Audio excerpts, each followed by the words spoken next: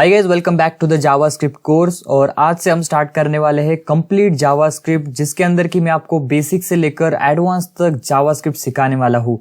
सारे जो भी बेसिक्स एडवांस कंसेप्ट होते हैं वो सब कुछ हम इस कोर्स के अंदर कवर करने वाले हैं। और देखिए गाइस, ये जो कोर्स होने वाला है ना, ये उन लोगों के लिए बहुत ही ज्यादा हेल्पफुल होने वाला है जो लोग वेब डेवलपमेंट कर रहे हैं, जो लोग वेब डेवलपमेंट करना चाहते हैं, क्योंकि इसके अंदर जो भी जावास्क्रिप्ट से रिलेटेड जो इंटरव्यू क्वेश्चंस होते हैं ना, वो हम सारे कवर करने वाले हैं। उसी के साथ साथ हम लाइव प्रोजेक्ट्स बनाने वाले हैं और भी बहुत सारी चीजें हम करेंगे। एंड उसी के साथ गाइस, जो लोग MSBT डिप्लोमा के स्टूडेंट्स है एंड उनके सेमेस्टर के अंदर ये सब्जेक्ट उन्हें होगा, तो उनके लिए भी ये कोर्स काफी ज्यादा हेल्पफुल रहने वाला है, क्योंकि इसके अंदर आपके जो भी सारे कंसेप्ट है, जो भी आपके बुक में के टॉपिक्स है, वो सारे मैं इसके अंदर कवर करने वाला हूँ। ओके, तो आइए फिर इस कोर्स को शुरू करते हैं और देखते हैं फिर इस कोर्स के अंदर आपको टॉपिक्स किस तरीके से मिलने वाले हैं। तो यहाँ पर देखिए, सबसे पहले मैं आपको बता देता हूँ कि ये जो कोर्स होने वाला है ना, ये 3 पार्ट्स के अंदर मैंने डिवाइड किया है। सबसे पहले मैं आपको बेसिक चीजें बताऊंगा, उसके बाद में हम एडवांस देखेंगे, उसके बाद हम प्रो लेवल देखेंगे। ठीक है, तो यहाँ पर देखिए बेसिक्स के अंदर मैं आपको बताऊंगा कि वेबसाइट किस तरीके से काम करती है,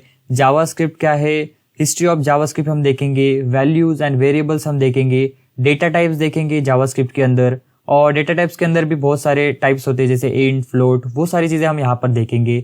कॉनकैट एंड टाइप कोरिलेशन देखेंगे, उसके बाद हम ऑपरेटर्स एंड एक्सप्रेशन देखेंगे। अभी ये जो ऑपरेटर एंड एक्सप्रेशन है, ये खुद में एक बहुत ही बड़ा टॉपिक है, क्योंकि इसके अंदर बहुत सारे ऑपरेटर्स आएंगे आपके, arithmetic operator, bitwise operator, logical operator, conditional operator, assignment operator, बहुत सारे ऑपरेटर्स आएंगे जो कि हम इस कोर्स के अंदर देखेंगे। ठीक है, उसके बाद हम देखेंगे ईफ स्टेटमेंट। अभी इसके अंदर भी बहुत सारे स्टेटमेंट आते हैं, if else statement, nested if else statement, else if statement, switch case. उसके बाद हम देखेंगे लूप्स के अंदर आपके फॉर लूप हो गए, वाइल लूप हो गया, डू वाइल लूप हो गया। उसके बाद मैं आपको फंक्शंस बताऊंगा और फंक्शंस को एकदम हम डीपली देखेंगे। सभी चीजें मैं आपको फंक्शंस की बताऊंगा, कैसे वो काम करते हैं, वो सब कुछ हम यहाँ पर देखेंगे। उसके बाद हम देखेंगे भाई एरे, और हम इसके अंदर भी बहुत सारी चीजें देखने वाले हैं। एरे के अंदर के जो भी फंक्शंस है वो हम देखेंगे, और हम एरे के अंदर एलिमेंट कैसे ऐड करते हैं, उसे सॉर्ट कैसे करते हैं, कंबाइन कैसे करते हैं, चेंज कैसे करते हैं, और एसोसिएटिव एरे जो ऑब्जेक्ट के ऊपर बेस है वो देखेंगे। तो भाई साहब बहुत सारी चीजें हम बेसिक्स के अंदर देखने वाले हैं, जैसे नाम के लिए बेसिक्स है,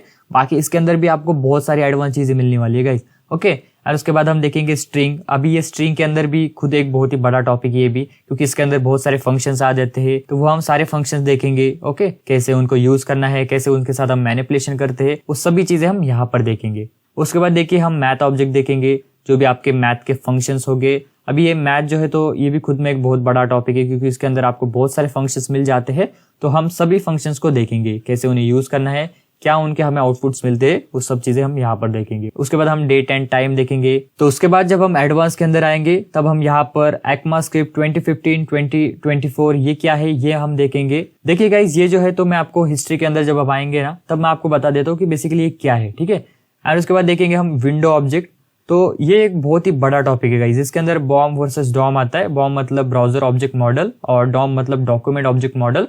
तो ये अगर आपको आ गया ना, तो मतलब आपको बहुत सारी चीजें यहाँ पर क्लियर हो जाती है। ठीक है, तो इसको भी हम देखेंगे। और उसके बाद फॉर्म एंड इवेंट हैंडलिंग देखेंगे। उसके बाद cookies and browser data, cookies को क्रिएट करना, कुकीज को डिलीट करना, वो सभी चीजें हम यहाँ पर देखेंगे। उसके बाद कुछ टाइमिंग बेस्ड इवेंट्स होते हैं, जैसे कि अगर आपने कोई टाइमर लगाया हो, तो उस स्पेसिफिक टाइम पे वो इवेंट होगा, तो वो टाइमिंग बेस्ड जो भी इवेंट्स है ना, वो हम यहाँ पर देखने वाले हैं। उसके बाद हम देखेंगे objects in JavaScript, because of यहाँ पर जो जावास्क्रिप्ट है ना, वो कम्प्लीटली ऑब्जेक्ट बेस्ड लैंग्वेज है, तो वो हम यहाँ पर देखेंगे। ठीक है, जो भी चीजें वो यहाँ पर होंगी वो। एंड उसके बाद हम OOP देखेंगे। देखिए, जो बाकी के प्रोग्रामिंग के अंदर OOP होती है, मतलब ऑब्जेक्ट ओरिएंटेड प्रोग्रामिंग, तो वो सेम इसके अंदर ही होती है, जैसे कंस्ट्रक्टर हो गए, इनहेरिटेंस हो गया, वो सभी चीजें यहाँ पर होती है, तो वो भी हम यहाँ पर देखने वाले हैं। उसके बाद हम देखेंगे इवेंट प्रोपेगेशन। तो देखिए, ये जो टॉपिक है ना भाई, ये बहुत सारे लोग स्किप कर देते हैं, बट हम इसके ऊपर ना बहुत ही ज्यादा गौर कर देखने वाले हैं, आपके लिए बहुत ही इंपॉर्टेंट है, तो ये भी हम देखेंगे। उसके बाद हम एडवांस फंक्शन देखेंगे।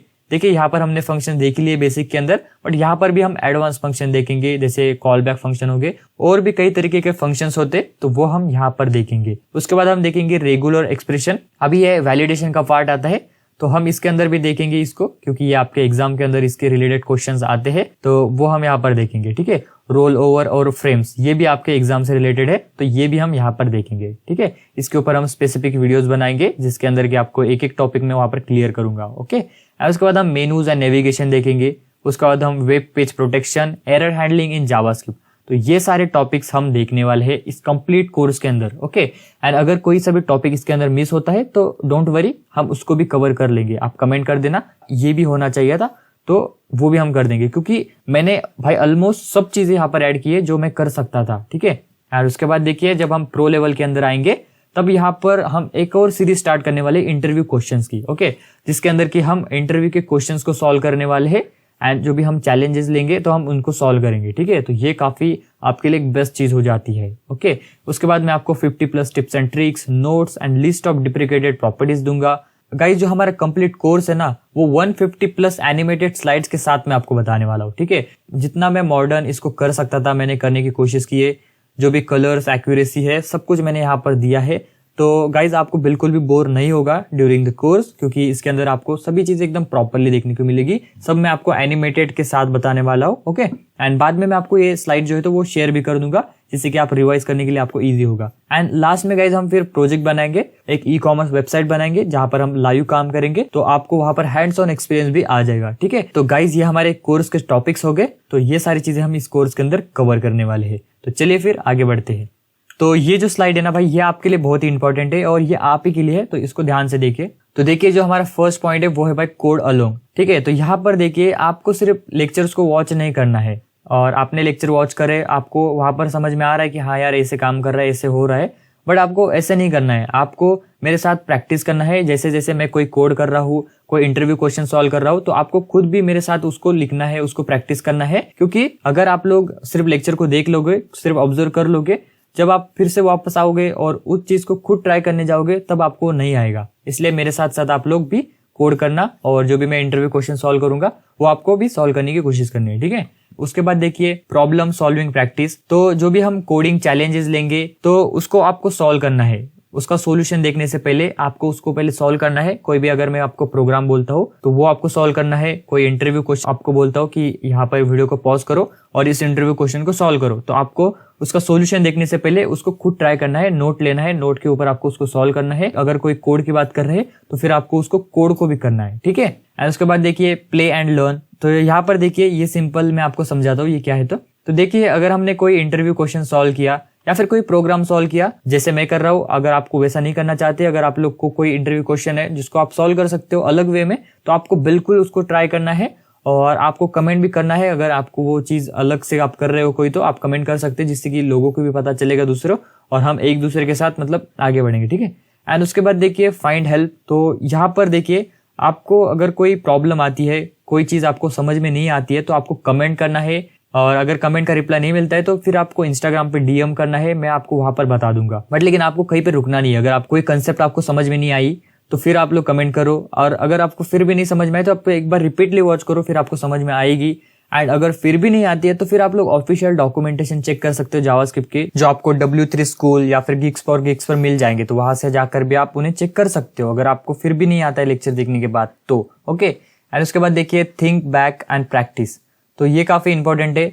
आपको सिर्फ लेक्चर को एक साथ ही कंप्लीट नहीं कर लेना है, मतलब आपको पूरे कोर्स को आपने बस एक बार में ही देख लिया तो आपको ऐसा नहीं करना है। जैसे जैसे आप स्टेप बाय स्टेप करते हो, जैसे आपने 5 लेक्चर किए और तो फिर आपको उसको रिवाइज करना है, वापस से आपको उसको देखना है। अगर आप चाहे तो नोट्स पढ़ सकते हो या फिर पूरे वीडियोस को फास्ट फॉरवर्ड में भी आप यहाँ पर देख सकते हो, जिससे कि आपको क्या होगा, आपके सबकॉन्शियस माइंड को लगेगा कि हाँ यार ये चीज तो मैंने देखी हुई है, जिससे कि आपको हमेशा वो याद रहेगा। ओके, एंड अगर आप ऐसे करते हो कि भाई आपने पूरा कोर्स कर दिया और 3-4 महीने बाद अगर आप लोग वो चीज वापस से देखोगे ना, तो आपको लगेगा यार ये क्या देख लिया मैंने, ये तो मैंने कभी देखा ही नहीं था। तो आपको ऐसा नहीं होना चाहिए। आपको जैसे आप कोर्स को करते हो तो आपको उसको रिवाइज भी करते रहना है। ठीक है, एंड उसके बाद देखिए सेट टारगेट। तो आपको टारगेट सेट करना है कि आपको इस कोर्स को कैसे कंप्लीट करना है, कितने टाइम के अंदर आपको कंप्लीट करना है, और कब आपका एग्जाम है तो उस हिसाब से आपको इसको कंप्लीट करना है। तो वो सारी चीजें आपको पहले से ही सेट कर लेनी है, जिससे कि आपको एकदम प्रॉपर वे मिल जाएगा। ओके, तो ये सभी चीजें थी इस स्लाइड के अंदर। अभी थोड़ा सा बोर हुआ होगा इसके अंदर, बट डोंट वरी गाइज, ये आपको लिए इंपॉर्टेंट ही था। तो चलिए आगे देखते हैं। तो अभी यहाँ पर देखेंगे हम हाउ वेबसाइट आर वर्क्स। तो आपको समझना है कि वेबसाइट किस तरीके से काम करती है। ठीक है, तो आइए मैं आपको बताता हूँ। तो देखिए इसके अंदर 2 चीजें होती है, एक होता है क्लाइंट और एक होता है सर्वर। ठीक है, क्लाइंट मतलब क्या है, वो हो गए आप, जो भी चीज आप सर्च कर रहे हो, जो भी आप ब्राउज कर रहे हो, तो वो क्लाइंट ही करता है ना, क्लाइंट ब्राउजर के ऊपर। ठीक है, एंड उसके बाद जो सर्वर होता है वो सर्वर बेसिकली एक फैंसी नेम है कंप्यूटर का जिसका नाम सर्वर रख दिया गया है। सर्वर के अंदर हमारी जो भी फाइल्स होती है, जो भी हमारी वेबसाइट से रिलेटेड, जहाँ पर हम वेबसाइट को होस्ट करते हैं, जहाँ पर हमारा बैकअप स्टोर होता है, वो हम सारी चीजें सर्वर कंप्यूटर के अंदर होती है। ठीक है, तो यहाँ पर देखिए, ये समझ लो आप हो और आप लैपटॉप के ऊपर बैठे हो और आप कोई भी एक वेबसाइट सर्च करते हो। ठीक है, अभी आपको मैं दिखाता हूँ। ठीक है, तो यहाँ पर देखिए मैं वेबसाइट पे आया और यहाँ पर मुझे एक यूआरएल मिल रहा है। आप कोई सी भी वेबसाइट देख सकते हो। अभी मैंने बस एग्जांपल के लिए यूट्यूब का पेज लिया है। ठीक है, तो देखिए यहाँ पर ये यूआरएल है। अगर मैं इस यूआरएल को पेस्ट करता हूँ यहाँ पर और इसे हिट करता हूँ तो मेरी रिक्वेस्ट जाएगी यूट्यूब के सर्वर के पास, क्योंकि अभी हम यूट्यूब के अंदर इसको सर्च कर रहे हैं ना, ये यूट्यूब का यूआरएल है इसलिए। तो यूट्यूब के सर्वर के पास जाएगी रिक्वेस्ट मेरी, एंड वहां पर फिर जो चीजें होगी वो आपको मैं यहाँ पर बताता हूँ। ठीक है, तो फिर क्या होगा, हमने जो भी यूआरएल है वो हिट किया, मतलब वहां पर सर्च किया, तो मेरी रिक्वेस्ट जाएगी यूट्यूब के सर्वर के पास। अभी मैं आपको एग्जांपल के लिए यूट्यूब का सर्वर बता रहा हूँ, कोई भी सर्वर हो सकता है। ठीक है, तो यहाँ पर सर्वर के अंदर आएगा वो और सर्वर के अंदर चेक करेगा कि ये पर्टिकुलर यूआरएल जो है वो एग्जिस्ट करता है कि नहीं, इसका आईपी वगैरह चेक होगा यहाँ पर, एंड इससे रिलेटेड जो भी उसको डेटा मिलेगा, जो भी फाइल्स उसको मिलेगी, वो हमें एज अ रिस्पॉन्स दे देगा कहाँ पर, क्लाइंट के ब्राउजर के ऊपर। एंड फिर जो भी फाइल्स हमें मिलेगी तो फिर हमें वो ब्राउजर के थ्रू वहां पर डिस्प्ले हो जाएगी। देखिए यहाँ पर हमारा जो यूट्यूब का होम पेज है वो यहाँ पर डिस्प्ले हो गया। ठीक है, तो इस तरीके से वो हमारा क्लाइंट सर्वर काम करता है। हम कोई भी चीज को रिक्वेस्ट करते हैं एंड फिर हमें सर्वर जो है तो रिस्पॉन्स के अंदर वो दे देता है। ठीक है, तो अभी आपके माइंड में एक सवाल आ रहा होगा कि जो रिस्पॉन्स के अंदर जो फाइल्स मुझे मिली है, बेसिकली वो फाइल्स कौन सी होती है। तो देखिए वहां पर फाइल्स बहुत सारी होती है, बट जो मेनली जो होती है ना, वो 3 फाइल्स होती ही होती है। पर जब भी हमें रिस्पॉन्स मिलता है ना, तो उसके अंदर ये 3 फाइल हमें मिलेगी ही मिलेगी। इसके अंदर होता है HTML, फिर CSS एंड फिर जावास्क्रिप्ट। तो ये 3 फाइल हमें मिलती ही मिलती है। ओके, तो कुछ इस तरीके से हमारा ये वेबसाइट काम करता है। ठीक है, तो चलिए फिर आगे बढ़ते हैं। तो देखिए यहाँ पर क्या है, building a block of website. तो हमारे वेबसाइट को बनाने के लिए हमें क्या चीजें चाहिए होती है, तो मैं आपको बताता हूँ। सबसे पहले आपको चाहिए होता है HTML, जो कि हमें स्ट्रक्चर प्रोवाइड करता है एंड हम उसे कंटेंट को लिख सकते हैं हमारे वेब पेज पर। उसके बाद हम उसको स्टाइलिंग कर सकते हैं CSS से, जो भी अपीयरेंस होता है वेबसाइट का वो हम CSS से ऐड करते हैं। एंड बाद में होता है भाई JS, मतलब जावास्क्रिप्ट, जिससे कि हम इंटरैक्टिविटी ऐड करते हैं वेबसाइट के अंदर। तो डोंट वरी गाइस, मैं आपको इसका रियल लाइफ एग्जांपल बताता हूँ जिससे कि आपको ये क्लियर हो जाएगा। ठीक है, तो आइए आपको मैं एक रियल लाइफ एग्जांपल इसका बताता हूँ। तो देखिए गाइस, मैं एक वेबसाइट के ऊपर आया हूँ और यहाँ पर अभी मैं आपको बताता हूँ। देखिए मैं इंस्पेक्ट करूंगा इसको एंड ठीक है, तो यहाँ पर देखिए जो कंटेंट लिखा हुआ है इसके ऊपर, देखिए जो नाम वगैरह लिखे हुए है ना, तो ये सारी चीजें हमने HTML से लिखी हुई है। अगर मैं इसका यहाँ पर CSS हटा देता हूँ, तो बेसिकली हम CSS हेड टैग के अंदर लिखते हैं ना। यहाँ पर मैं हेड टैग के अंदर आया और यहाँ पर जो CSS की फाइल होगी मैं इसको हटा देता हूँ। ठीक है, यहाँ पर मैं देखूंगा एक बार। ठीक है, तो यहाँ पर देखिए मैंने जो CSS की फाइल थी वो हटा दी। तो जिससे क्या होगा कि देखिए यहाँ पर क्या होगा, पूरी वेबसाइट का स्ट्रक्चर ही चेंज हो गया।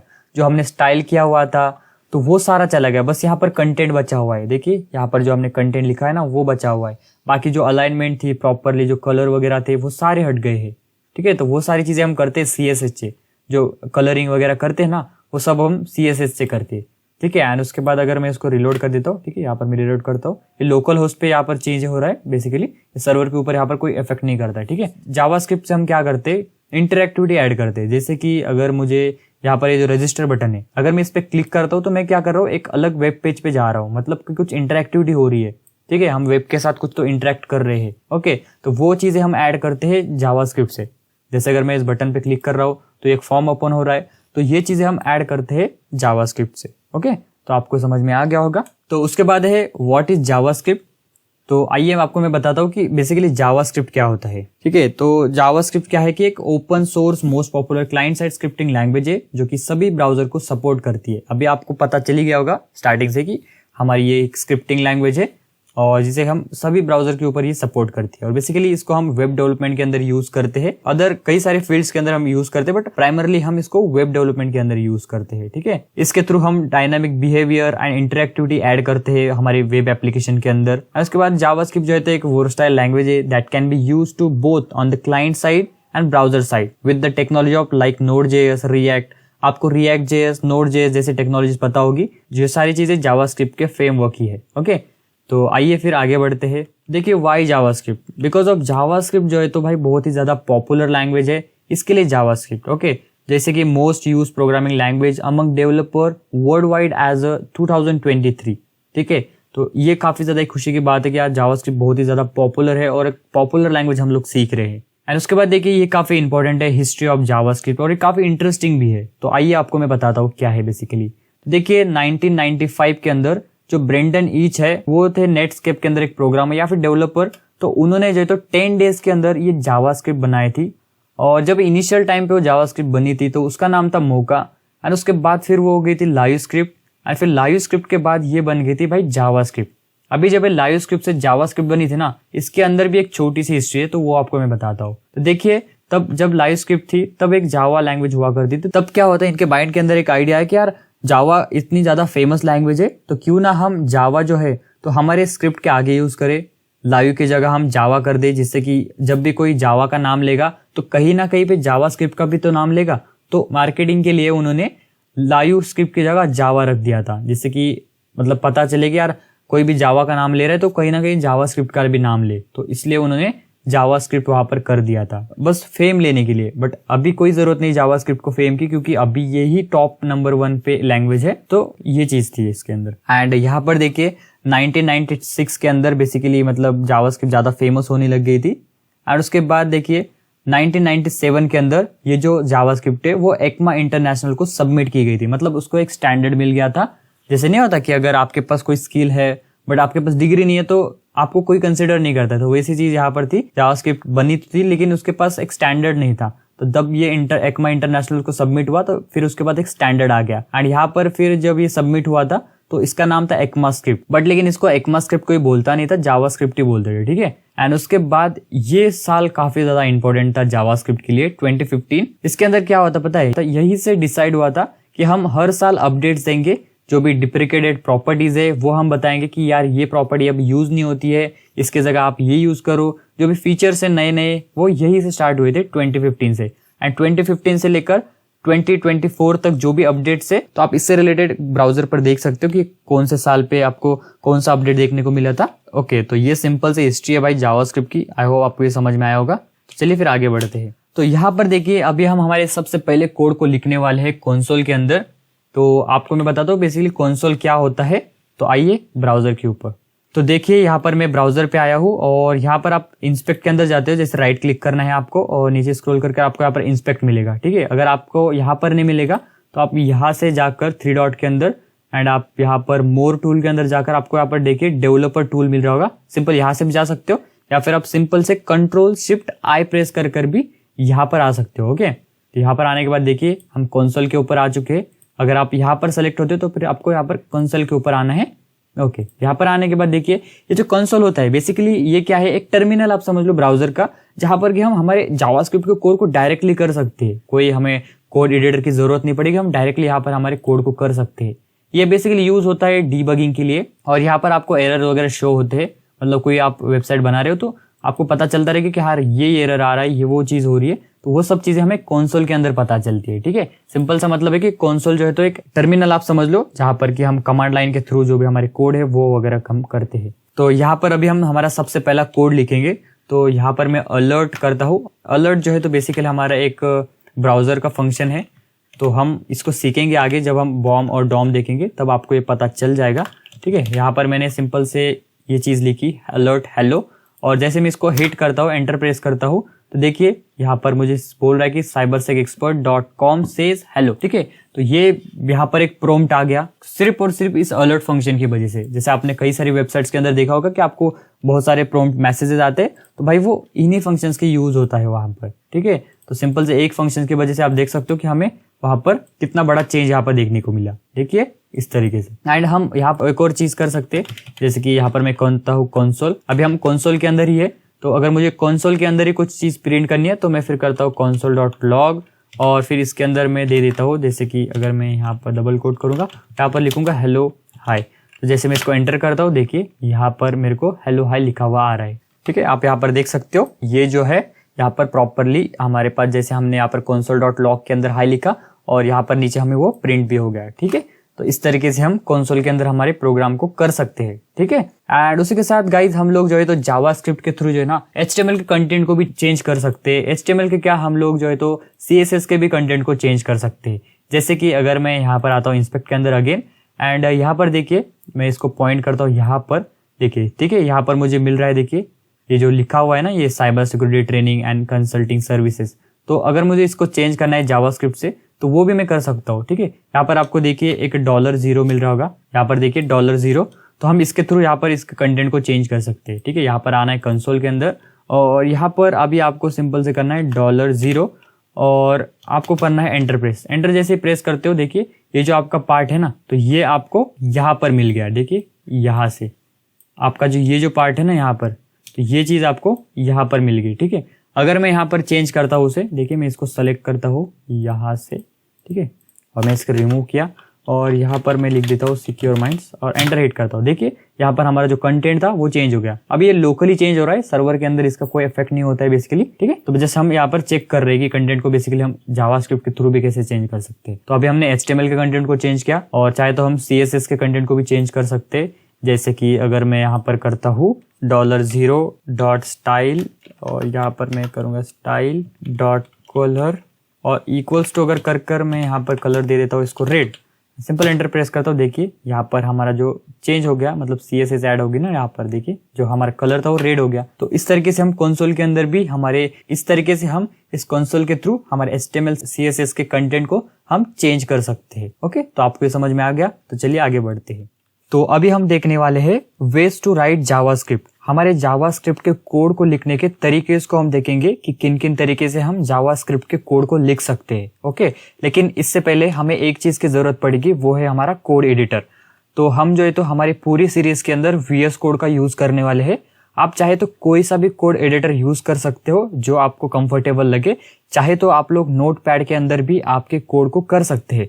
अगर आपका लैपटॉप ज्यादा कैपेबल नहीं है, VS कोड को भी सपोर्ट नहीं करता है, तो आप नोटपैड पे कर सकते हो। बट लेकिन अगर आपका थोड़ा सा लैपटॉप अच्छा है तो आप VS कोड के ऊपर इजीली कोड कर सकते हो। ये जो है तो 4GB 2GB वाले रैम को भी सपोर्ट कर जाता है ये सॉफ्टवेयर। ओके, एंड इसको डाउनलोड कैसे करना है आइए मैं आपको बताता हूँ।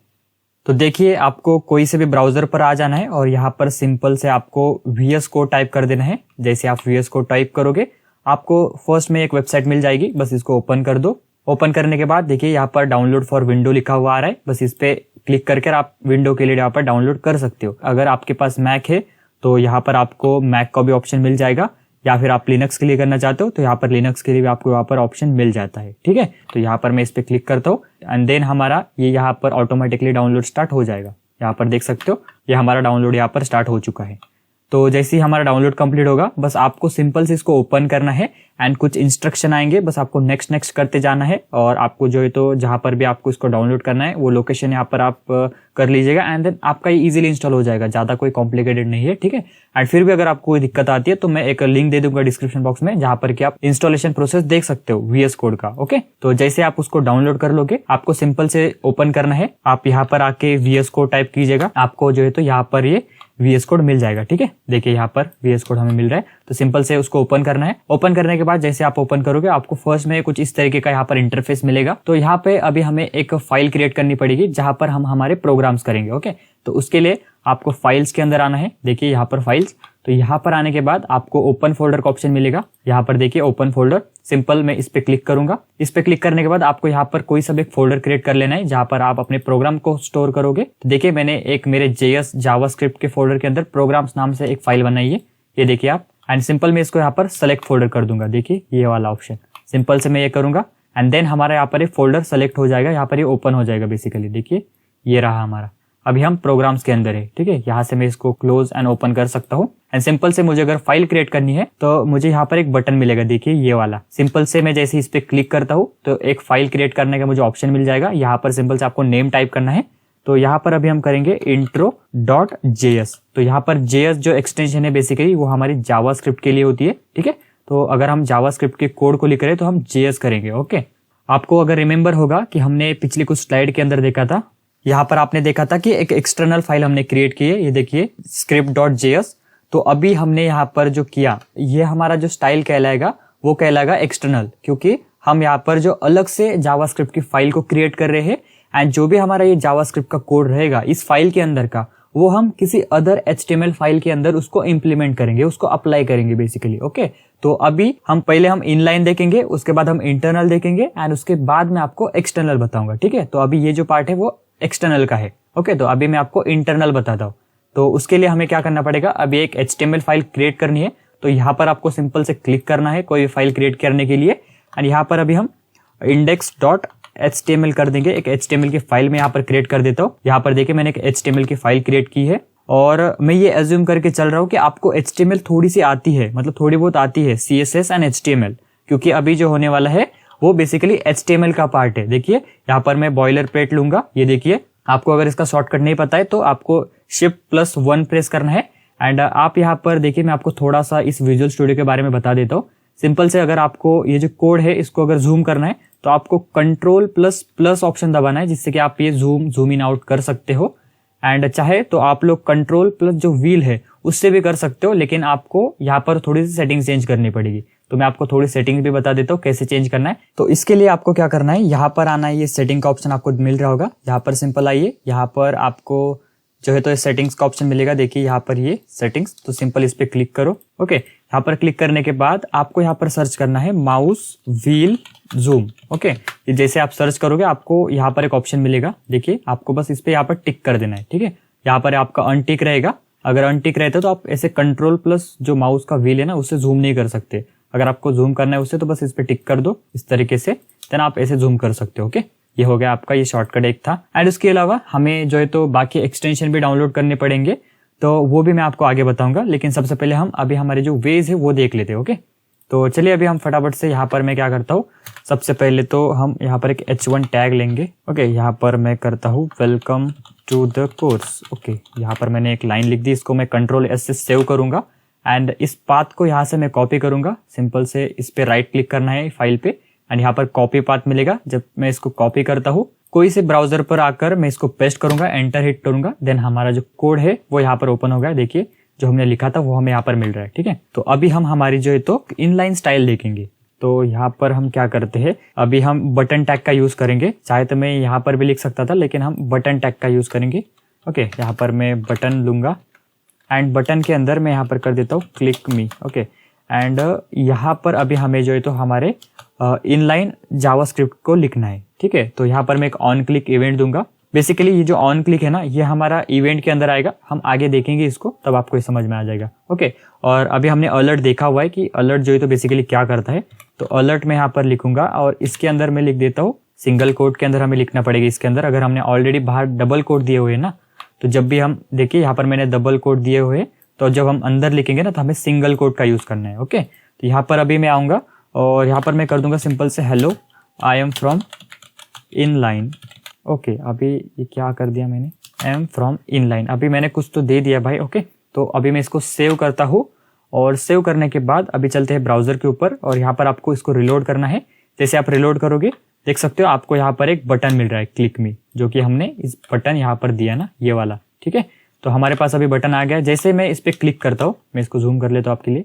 जैसे मैं इस पे क्लिक करूंगा, देखिए यहाँ पर हमारे पास जो है तो एक पॉपअप ओपन हो गया। जैसे हम उस बटन पे क्लिक करते हैं, देखिए जो मैसेज हमने दिया था hello I am from inline, तो वो मैसेज भी हमारे पास आ रहा है। ओके, तो ये हो गया हमारा इनलाइन जावास्क्रिप्ट। ओके, तो चलिए अभी हम देखते हैं इंटरनल जावास्क्रिप्ट। ओके, तो यहाँ पर मैं एक कमेंट भी दे देता हूँ, इनलाइन जेएस कर देता हूँ सिंपल से, एंड इसको मैं यहाँ पर कमेंट आउट कर देता हूँ। कमेंट का अगर करना है ना आपको, तो Ctrl+ आप क्वेश्चन मार्क पे बटन पर अगर क्लिक करते हो ना, तो आपका कमेंट हो जाता है एक क्लिक के अंदर, ठीक है। ओके, एंड अभी हम देखेंगे इंटरनल वाला। तो यहाँ पर मैं क्या करता हूँ, एक कमेंट भी दे देता हूँ इंटरनल जेएस। ओके, एंड इसको यहाँ पर मैं करूँगा कमेंट। बेसिकली हम इसको इंटरनल स्टाइल बोलेंगे। यहाँ पर मैं इंटरनल स्टाइल कर देता हूँ। कोई भी कमेंट दे सकते हो, वैसे कोई मतलब कंपलसरी नहीं है कि आपको स्टाइल ही देना है या जेएस ही देना है। ओके, बस मैं आपके अंडरस्टैंडिंग के लिए बोल रहा हूँ, ठीक है। तो अभी हम इंटरनल देखेंगे, तो उसके लिए आपको मैंने बोला कि आपको टैग लिखना होगा, कौन सा स्क्रिप्ट टैग, एंड यहाँ पर ओपनिंग टैग ये लिखना है, एंड इसका क्लोजिंग टैग भी आपको लिखना पड़ेगा, ठीक है। यहाँ पर स्क्रिप्ट ये हो गया इसका क्लोजिंग टैग। अभी हम इसके अंदर जो भी हमारा जेएस का कोड लिखेंगे जावास्क्रिप्ट का, वो इस पर्टिकुलर फाइल के लिए अप्लाई हो जाएगा। जो हमने index.html दी है ना फाइल, जो ये ओपन हुआ है यहाँ पर, तो इसके ऊपर ही अप्लाई हो जाएगा जो भी कोड हम इसके अंदर लिखेंगे। तो अभी मैं इसके अंदर क्या करता हूँ, एक कोड लिखता हूँ, जैसे कि console.log, एंड इसके अंदर मैं दे देता हूँ I am from internal style. तो यहाँ पर मैंने दे दिया भाई कुछ तो भी, अभी अगर हम इसको सेव करें और सेव करने के बाद अगर हम ब्राउजर के अंदर जाए और यहाँ पर मैं अगर रिलोड करता हूँ तो यहाँ पर मुझे कुछ नहीं मिल रहा है। अभी वो जो मैंने लिखा है ये चीज, अभी आप मुझे बताओगे कि ये चीज मुझे कहाँ पर मिलेगी। हमने उसके ऊपर बात भी किया था कुछ समय पहले। ओके, तो सब पता चल गया होगा कि हम इंस्पेक्ट के अंदर हमारे जो कंसोल है वहां पर हमें ये मैसेज मिल रहा है। देखिए, I am from internal style. तो गाइज यहाँ पर हमारे पास वो मैसेज यहाँ पर आ रहा है जो कि हमने कंसोल के अंदर टाइप किया था ना। जैसे हमने कुछ स्लाइड के अंदर देखा था जहां पर कि मैंने आपको बताया था कि आप अपने कंसोल के अंदर भी कैसे कोड लिख सकते हो, तो वहां पर हमने ये चीज देखी हुई है। अगर आपने नहीं देखी तो पीछे जाकर आप देख लो एक बार। ओके, तो यहाँ पर देखिए हमने हमारा जो इंटरनल जावास्क्रिप्ट था वो लिखा और हमारे पास ये मैसेज यहाँ पर आ गया। और अभी आपको पता चल गया कि जब भी आपको कंसोल के अंदर कोई मैसेज मिलता है ना तो वो कुछ इस तरीके से यहाँ पर लिखा होता है। ठीक है, console.log के अंदर आपने कई सारी वेबसाइट के अंदर देखा होगा। मैं आपको एग्जांपल बता देता हूँ। ठीक है, आइए हम देखते।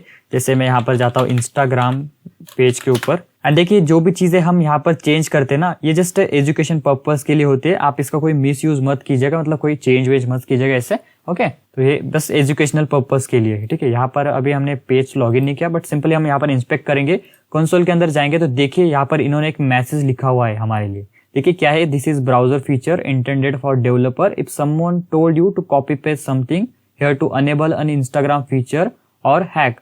तो ये भाई मैसेज लिखा हुआ है, इतना पूरा पढ़ने का टाइम नहीं हमारे पास। ठीक है, तो देखिए तो ये जो लिखा हुआ है ना ये बेसिकली इन्होंने लिखा हुआ है इस तरीके से console.log के अंदर। ठीक है ना, तो भाई कुछ इस तरीके से यहाँ पर ये लिख सकते हैं हम लोग। ओके, तो अभी हमने देखा इनलाइन देखा, इंटरनल देखा, अभी हम देखेंगे एक्सटर्नल।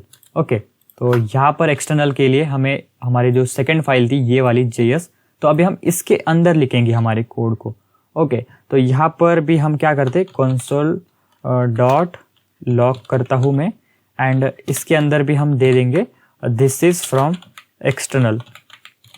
ओके, यहाँ पर हम इसको सेव करेंगे और अभी हमें इस फाइल को जो है तो यहाँ पर इम्प्लीमेंट करना पड़ेगा। तो अभी हम यहाँ पर क्या करेंगे, सिंपल से जो स्क्रिप्ट टैग है वो हमें लेना पड़ेगा। इसको यहाँ पर क्लोज भी कर दूंगा, SCR स्क्रिप्ट, एंड देन हमें यहाँ पर सोर्स के अंदर हमें हमारी जो फाइल का नेम है वो देना है।